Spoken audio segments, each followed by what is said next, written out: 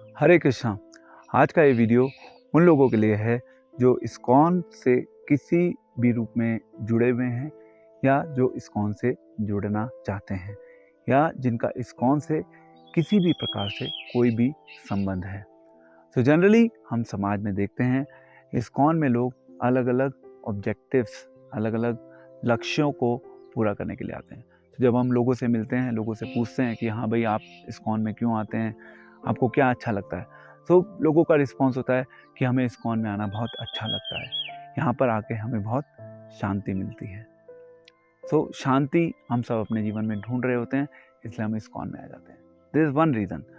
Second is, कुछ लोग ऐसे होते हैं जो इस्कॉन में आकर अलग अलग लोगों से सोशल लेवल पे कनेक्ट होना चाहते हैं, क्योंकि लोग ढूंढ रहे होते हैं, people want to meet, because ultimately हम सब क्या हैं, हम सब एक सोशल एनिमल हैं। तो we like to talk to people, we like to explore different relationships, अलग अलग लोगों के बैकग्राउंड के बारे में जानना अच्छा लगता है। और स्पेशली इस्कॉन में अलग अलग स्टेटस के लोग आते हैं, हाई स्टेटस के भी, मिडिल क्लास भी, सभी प्रकार के लोग इस्कॉन का हिस्सा बनते हैं। तो जब हम इस्कॉन कम्युनिटी में आते हैं तो हमें उन सभी प्रकार के लोगों से इंटरेक्ट करने का अवसर मिलता है। तो हो गया दूसरा reason.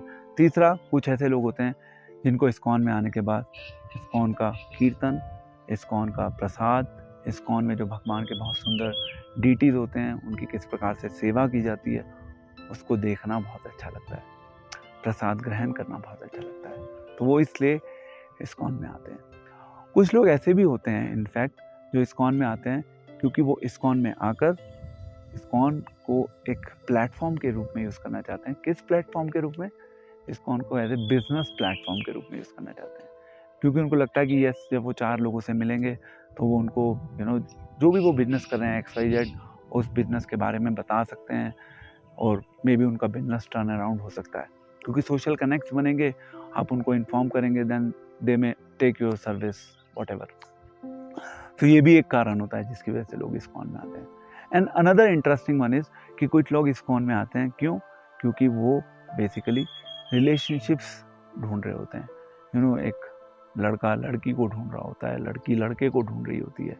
And another important factor is कि जैसा हम जानते हैं, इस्कॉन एक इंटरनेशनल ऑर्गेनाइजेशन है जिसमें पूरे विश्व से लोग आते हैं, भाग लेते हैं। तो कई बार कुछ ऐसे भी डिवोटीज होते हैं जो इस्कॉन में आकर फॉरेनर्स से रिलेशनशिप बनाना चाहते हैं, उनके साथ विवाह करना चाहते हैं, उनका इंटरेस्ट होता है स्पेसिफिकली। तो ये भी एक रीज़न होता है, और भी बहुत सारे रीज़न हो सकते हैं।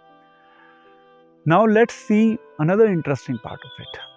तो जो शिला प्रभुपाद हैं, इस्कॉन के फाउंडर आचार्य, शिला प्रभुपाद ने इस्कॉन सोसाइटी की स्थापना हम सभी जानते हैं 1965-1966 में करी। कहाँ पर?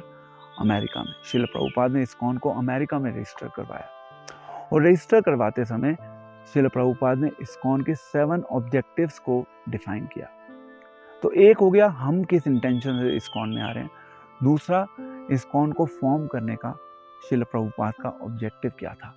तो शिला प्रभुपाद ने 7 जो ऑब्जेक्टिव्स डिफाइन किए, उन 7 ऑब्जेक्टिव्स में से जो सबसे पहला और सबसे महत्वपूर्ण ऑब्जेक्टिव है वो था टू सिस्टमेटिकली टीच क्या? स्पिरिचुअल एजुकेशन, स्पिरिचुअल नॉलेज, क्योंकि आज की सोसाइटी में सही स्पिरिचुअल नॉलेज का अभाव है। शिला प्रभुपाद इस्कॉन के थ्रू उस स्पिरिचुअल नॉलेज को स्प्रेड करना चाहते थे, इसलिए इस्कॉन को फॉर्म किया गया।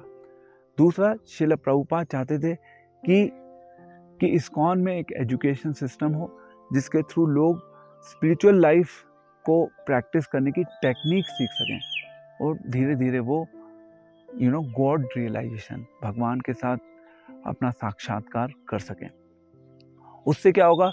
उससे इस संसार में एक तो सबसे इम्पॉर्टेंट एकता आएगी, और दूसरा, उससे इस संसार में शांति बढ़ेगी, जो कि अल्टीमेटली हम सब चाहते हैं। और शिला प्रभुपाद का सबसे पहला मुख्य एजेंडा ये था। टू सम अप, अगर हम सारे इन 7 ऑब्जेक्टिव्स को देखें, जिनको आप पढ़ लीजिएगा, देख लीजिएगा ऑनलाइन, द आइडिया इज कि अल्टीमेटली हम सब इस्कॉन में आकर भगवान से कनेक्ट हो सकें। कैसे? शिक्षा के थ्रू। बाकी सब पार्ट ऑफ द प्रोसेस है, बट फाउंडेशन क्या है? फाउंडेशन है शिक्षा। हम बाकी सब चीज़ें कर सकते हैं इस्कॉन में आकर, हमें शांति मिल जाएगी, हमें अच्छा लगेगा, कीर्तन भी अच्छा लगेगा, प्रसाद भी अच्छा लगेगा। बट हम एजुकेशन को इग्नोर नहीं कर सकते। एजुकेशन जो है वो फाउंडेशन है, इस्कॉन की बैकबोन है। इसीलिए इस्कॉन और बाकी मंदिरों में एक बहुत बड़ा अंतर है, क्योंकि इस्कॉन में एजुकेशन दी जाती है और एजुकेशन की, स्पिरिचुअल एजुकेशन की हम सभी को आवश्यकता है। Thank you very much. Stay connected. Hare Krishna.